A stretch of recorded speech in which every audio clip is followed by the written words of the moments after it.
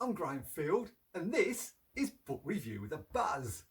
Except today there's no buzz because it's midweek and I don't drink in a week. And actually, it's not a book review, it's a film review. And finally, it's not about motorcycle travel, it's actually about bicycle travel. And let me tell you why I'm going to review this movie. It's because I got a password to be able to watch some Netflix, and which is sort of quite new for me. I watched Sherlock Holmes and saw that Una Stubbs was his landlady, hence the book film thing. And I wanted to watch something inspiring, something travel orientated, and I watched this film, I suppose you'd call it, called Peddling the World, or To Peddle the World, something like that. And it started off with sort of some potential. He was a young lad, he's a German guy, and he was maybe in his mid-20s, and he was going to set off with a friend to cycle around the world and film it. It started off okay. He had his camera in the bottom of the pannier and you could see him putting his stuff in and loading it. I thought, okay, that's clever, that's inspired. And he starts off cycling from Germany. And when he gets into Serbia, and it's very foreign, Cyrillic alphabet and everything, that's great. You can feel it. You can feel the excitement. He falls out with his mate, which is pretty normal when you travel with people on the road, and goes it alone. I was hoping he'd go through Bulgaria, but he didn't. He went down through Greece, crosses into Turkey. Okay, things are going to start getting exciting. There's some very exciting borders from Turkey. You know, what's he going to do? Is he going to go into Iraq? Is he going to go through Iran? Is he going to go up into Georgia? He gets to Istanbul and flies to Bangkok.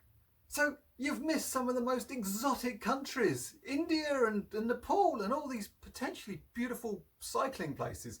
So he gets to Bangkok, and that's when you realise actually he's a little bit of a hooray Henrik, and he really wants to be with the backpacker crowd.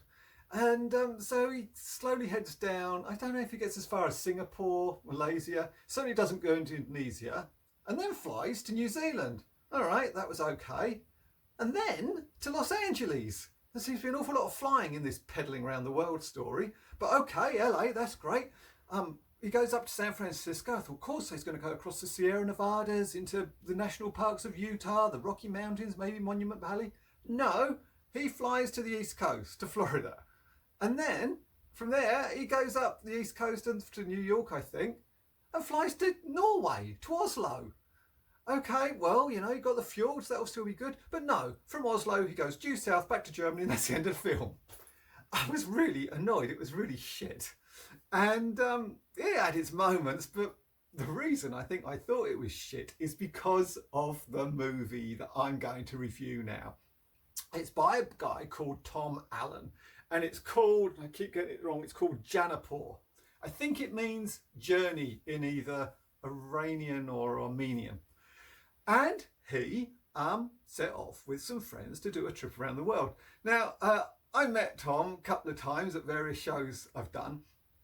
And he, when he starts off in the movie, he's with three friends. And as they're preparing for their journey, they all shave their heads. Well, at this point, I was quite shocked. I mean, I cycled through China and India. I never felt the need to shave my head. His complete lack of respect for hair really had me feeling bad about the movie from the beginning. However, you know what he lacked in hair, he made up for in space, because I'm sure he wasn't carrying the same amount of hair care products that I was, so it was probably easier for him. Anyway, inevitably, he falls out with his friends. I don't hold this against anybody. It's very hard travelling with someone. It doesn't matter how well you know them, whether you're with them constantly, it becomes hard work. And he continues on alone. Now, if you watch this movie or see it, I think it says a love story, which it is, but don't let that put you off. There is so much more to it. It's so well filmed.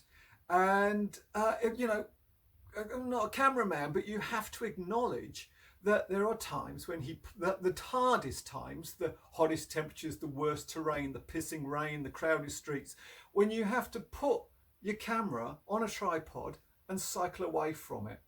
And you have to do those in the toughest environments, because that's the footage that really makes compelling viewing. And then when you've ridden out of shot, you've got to come all the way back, pick up your camera, put up your tripod and do the journey again.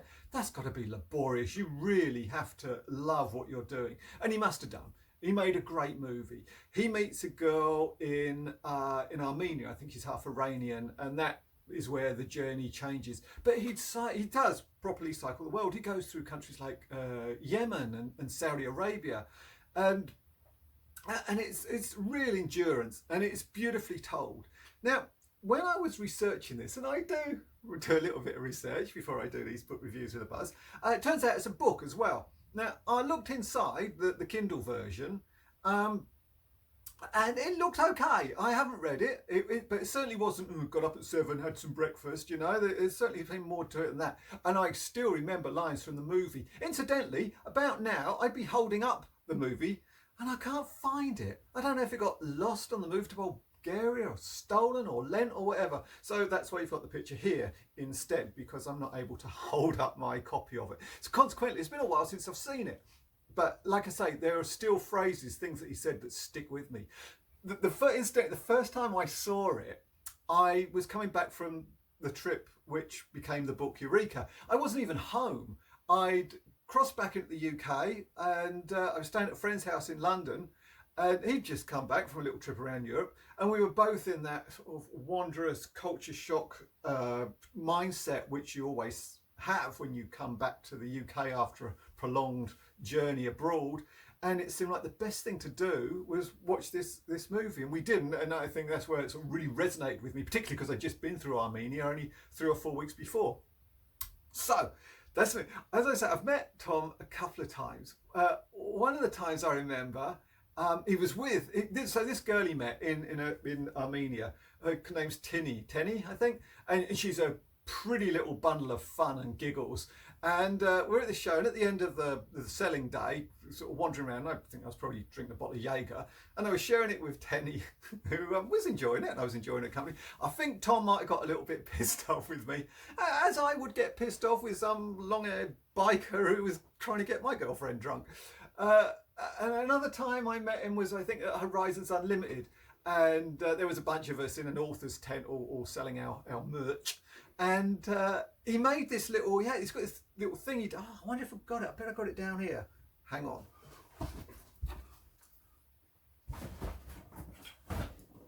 Well, what are the chances? I bloody found it. He makes this little thing out of a beer can, and it's a stove. And he pierces, moment. Yeah, so it's made out of, well, it's apparently made out of Pepsi can and a beer can. So he pierces the top and then puts a little bit inside, and you put alcohol, probably not Jägermeister, you put alcohol in there, and it's a little stove. So how cool, you know, particularly if you're concerned about weight and volume, as you are when you're traveling on a bicycle. And I must admit, I haven't tried it. I mean, maybe when I do, it'll blow up in my face. That'll be payback for me getting his girlfriend drunk. Anyway, that's a little sideline anyway. Clearly I haven't used it that much.